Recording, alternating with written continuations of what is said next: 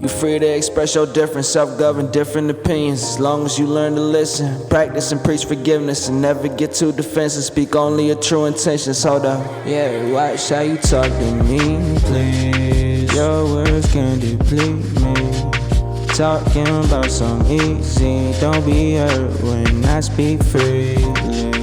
We find bigotry and intolerance, kept in discourse of fraudulence. Gotta upgrade your consciousness, gotta check your responsiveness. Speak your mind and reverberate quality words with confidence. Leaders, mind you, your audience. Some of them might be violent and hateful. They turn to crime and the normal offense with bias. That's really how they define it. We lost in communication, the marvel of modern science. And MLK was a radical. Force our voices, we riot. Let's speak the forcibly silence. Yeah, even if you don't like it, yeah, watch how you talk to me, please. Your words can deplete me. Talking about something easy. Don't be hurt when I speak freely. Yeah. Support your sisters and brothers, they silence people of color. Right now my lyrics is governed, know exactly you about to hear them. So take a look in the mirror, you exactly what they preferring. So never withhold the truth, they ain't ready for y'all to hear it. So homie, why hate me? If I can't speak, then I ain't free. Watch how you talk to me, please. Your words can deplete me. Talking about something easy. Don't be hurt when I speak freely. Yeah, watch how you talk to me, please. Your words can deplete me. Talking about something easy. Don't be hurt when I speak freely.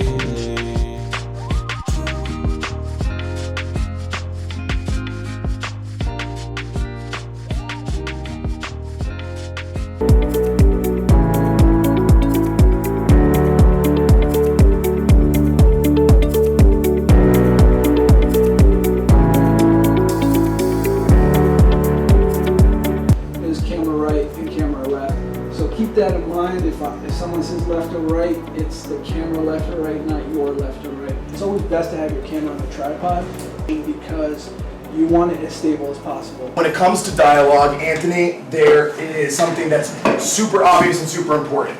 You never want it to sound fake, right? You never want it to sound forced. Yeah, because if everything is written grammatically correct in dialogue, it's going to sound like it was written before the moment. Take one. Hi, is this 28 South Orchard? Yeah, this is WPAA-TV. By the way, there's no need to knock. Anyone can let themselves in whenever they want. What street shots, by the way? Rolling. Close up Dave, take 5.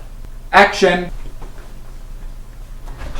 Hi, is this 28 South Orchard? Yeah, this is WPAA-TV. By the way, there's no need to knock.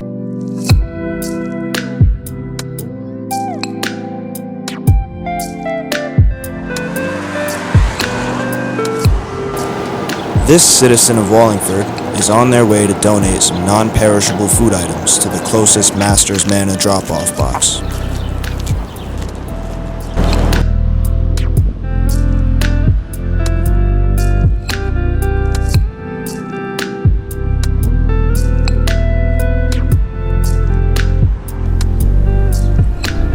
This has got to be 28th South Orchard.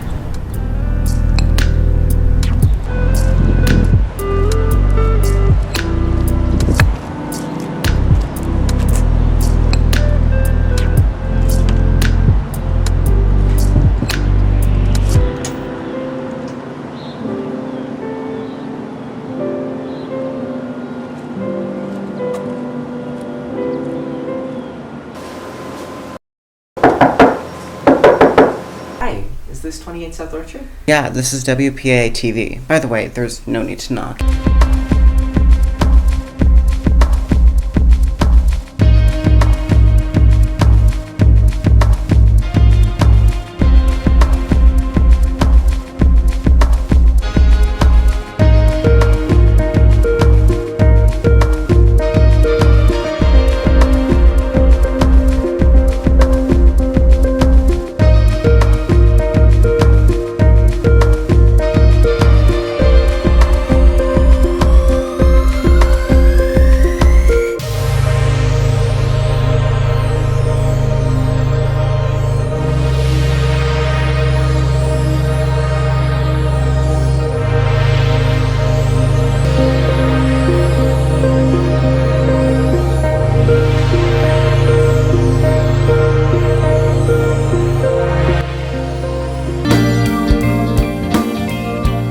honored to be speaking with Anatar Marmal Gagne, performer and puppeteer. Yeah. Is there a favorite kind of puppetry that you like? Whatever I'm doing at that very moment. My absolute favorite. You're working on a really powerful piece for you, your story of coming to America. And it's called my story of arriving here, not knowing the language. It's a bilingual show. He's my little journal puppet. This is all from Sueños.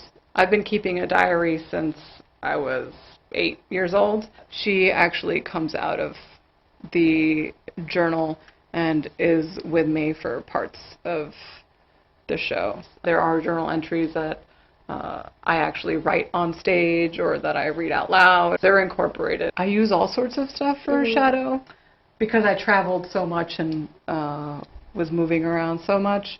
I grabbed the trunk and just cut this out to be able to do a lot of the shadow puppetry in one of these. There's also a big shadow screen that I use, a piece of fabric. I use that crinoline behind you as a shadow screen. I started writing it kind of as a memoir, and I wasn't sure which way it was going. I just started writing a lot. I was the artist in residence at Art Space, and so then I was really just focused on Sueños, and I had the exhibit, and now I was really able to fine-tune what the show was and what I was trying to figure out and say, and it was really of what is my home? What is my voice? It was supposed to be in 2020 and then COVID.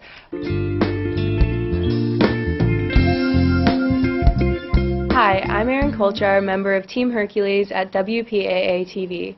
Tonight I'm honored to be speaking with our guest Christine Webster of Gallery 53 in Meriden. Thank you, Christine, for joining us. And for Art has led you to your current position now as the president of Gallery 53. For those who might not be familiar with the organization, could you explain a little bit about it, its mission? We actually are the oldest arts and crafts association in Connecticut. We're turning 114 December 7th. We've been doing classes and demos and different community events since 1981. What separates the gallery from other towns? They bought the building in 1991. Prior to that, they were at schools and granges and any place they could for monthly meetings. They would have monthly demonstrations.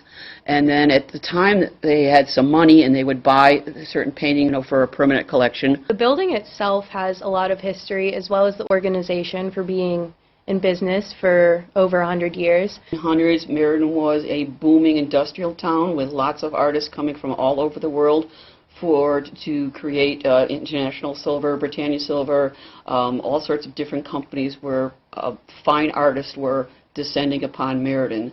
So it was an incredible time for Meriden. Where do you see the organization in the next couple of years? We need money to fix the roof, or we're going to have to close doors. A bit about that and kind of where the building's at right now. It's an 1898 building. We developed a roof leak. Because we're a historic building, we went to the state and got a grant to have an architectural firm come in and tell us exactly what is wrong with the building. Our $60,000 roof leak turned into a $220,000 roof leak because there's 4 layers on it and it all needs replaced and it's 4 stories high. A little leak has turned into a major problem.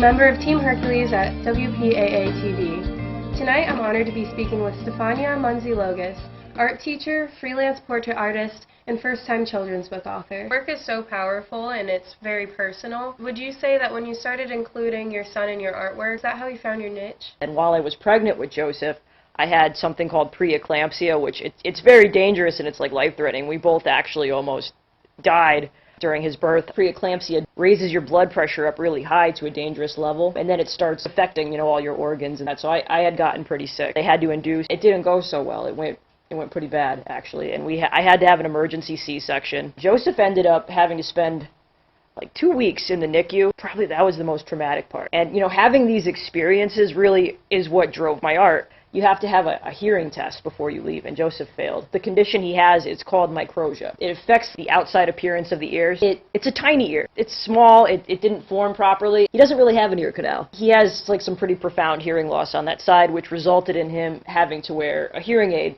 called a Baha. It looks like a headband, and it sits really tight on his head, and it vibrates like the bones, and it kind of transfers that sound into his inner ear. This was a lot. It really made me want people to just understand what I was going through, because if I didn't have a child with that condition, I don't think I would know why he was wearing a headband and what he was wearing.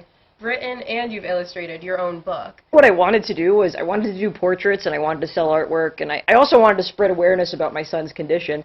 I had an outline and a plot. Actually, Alphabet Publishing in Brantford, they really helped me create more of a storyline, really helped me promote just hearing loss awareness journey, and I'm really happy with the work that's transpired from it. One of my endorsements that I'm really proud of, her name's Dr. Justine Green.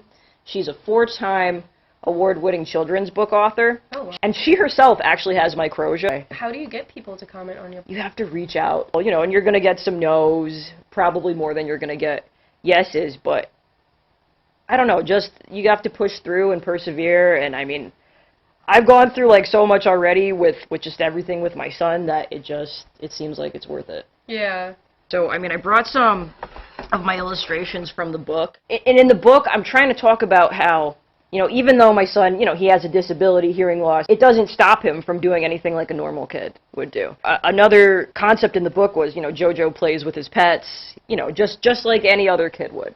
It's all watercolor. Most of them are based off of, real photos that I took of my son. I mean, I have a picture of him, lying in bed and drinking his bottle with the dog. Another thing in the book was, JoJo can still travel to faraway places. Did you go there with him? With COVID, you can't go anywhere. Well, my family is from Italy. This is another Italy picture. The lemon trees, that's another Italian kind of staple. I really just wanted to emphasize he could do anything just like anybody else. He can go any place. The whole book is my son. I love my son so much. All right, so this picture, it has some sign language in it, along with just showing people that JoJo could do anything just like anybody else. He has one small difference. In the book it says he has one tiny ear. Sign language, ASL, is, just something that goes along with having hearing loss.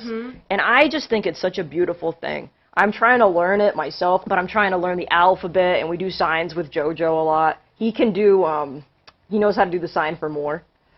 Oh, that's so He could do that one, yeah, and he can say it a little bit, too. I wanted to include that in the book. Yeah, I was just about to ask you what this says. It spells out inspire. This is one of my favorite ones. I love the colors that you used in it and everything. It's just so pretty. Is this the last one? Yeah, so this is actually the last picture in the book as well. It just talks about just being true to yourself and being unique, because not everybody is the same. And that's probably one of the most beautiful things, in my opinion, about the world just in general. Not everybody is the same. And right now that's the ASL sign for love. So, aww. Yeah. And I wanted to include just a diverse group of kids, and again, just use the bright color scheme that I've used throughout the book. And yeah, I love the rainbows. It's JoJo.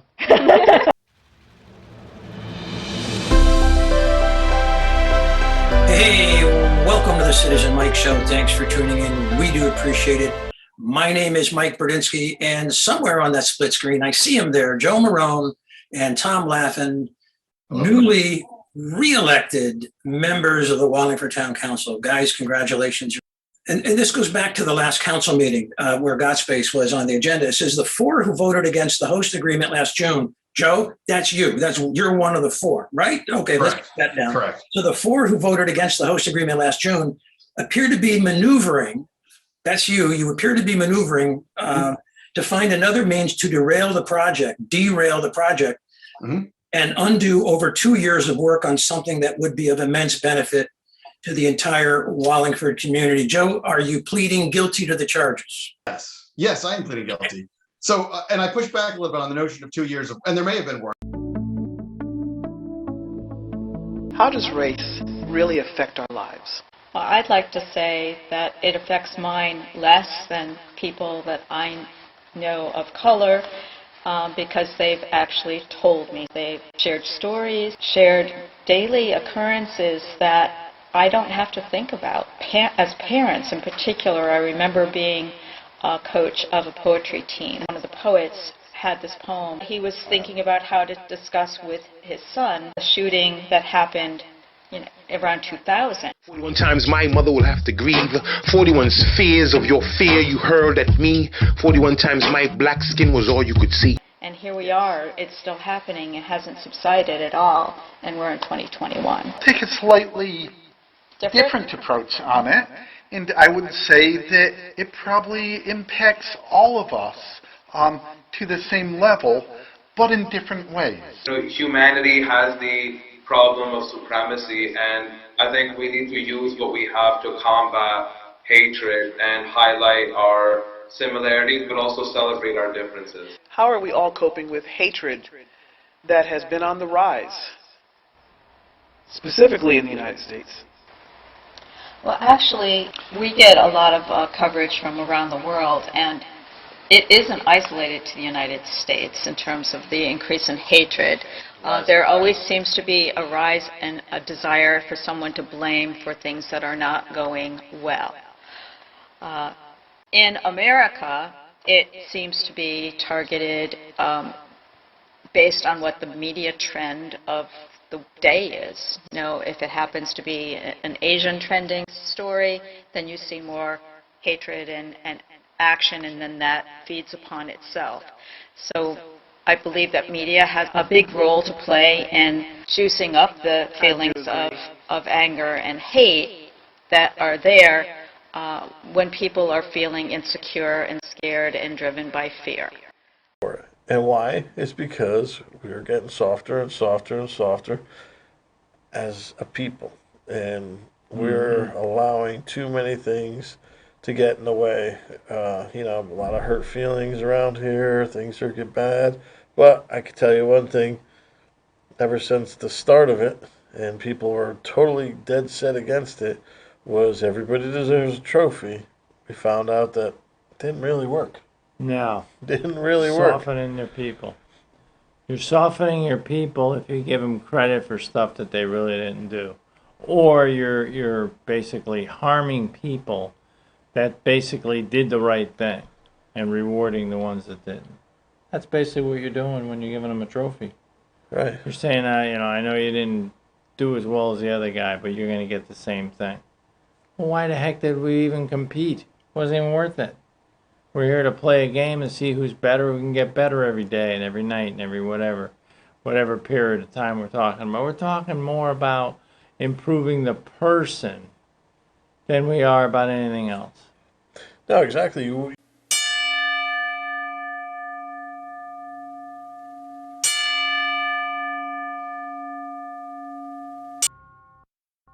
What's up, baby? It's the Fogman. We are here live on Centering yet again, and you are here with us. And it is time for our wonderful, wonderful move of the week.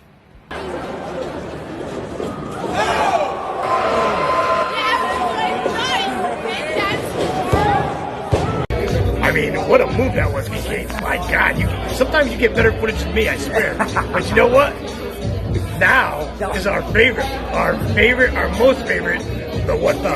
Palladino, yes! The ring announcer, the man who has been here since day one, is saying no. Yes, he's had enough, and he takes the chair away from JT Dunn. Horror movies, the formula is blood, guts, gore, a lot of deaths, and pretty girls. If you've learned about the death of someone, you don't have to run onto Facebook immediately and share the news with the whole world. Might not be your story to tell. The family might not have been able to notify other people. Okay. It's one thing to comment on a family's notification. It's another thing to make an announcement. If you've watched my other videos, by now you know my mantra. Look your best, speak your best, and lead the rest. This is going to be in 3 parts, and as you know by now, they're 2 minutes or less. So let's start with dress for your body style. Happy Halloween from Pinned and Sutured.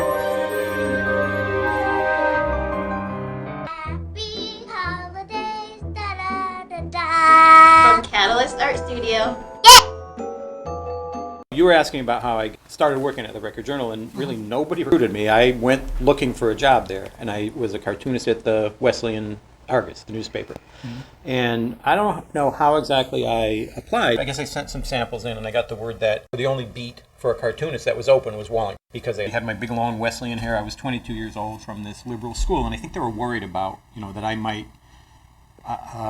cross a line or just. We've been worried about it ever since. You know, and the hair might be gone, but yeah, this liberal bent is. No. Yeah. As we age, we can reflect on our journey, identify key decisions we made, and influences. So what advice would you give your younger self around age, say 40, around that? Because at that point, I think women start to experience that social message around you're no longer the girl, you're kind of entering into the mid. Probably to let things go a little bit easier and to not feel the weight of the world. You don't have to do everything yourself. You can ask for help, and you should be able to accept help when somebody offers to help. Wonderful advice, and echoes what I've heard from other women on the show as well. So be kinder to ourselves. You know, many women, you know, they look back and say I was very driven. That's a good thing. It is. However, you know, that perspective that we get as we're able to look back. Tomorrow's a whole new day and Yeah. start all over again. Yeah. Plan B, or there's like 24 other letters in the alphabet, right? Right, exactly. And what makes property notable? Is it the first owner, or the architecture, or the location, or is it the story? 41 South Main Street is notable for all of these things, and it has a legacy of controversy about its preservation. So tonight, I'm really happy to be able to catch up on the story about 41 South Main Street with the current owner, Aaron Benham. But none of them carried the depth and the weight of this message. When my little girl looked at me and said, "Daddy, stay away from me," I knew at that very, very moment that I had to change. I had to change because, you see, I was willing to pay the price of a divorce. I was willing to pay the price of unemployment. But the thing that I was not willing to do was to pay the price of the loss of my children. I just wasn't willing to do that. My children meant more than anything in the world to me. And yet, here was my little girl afraid of me.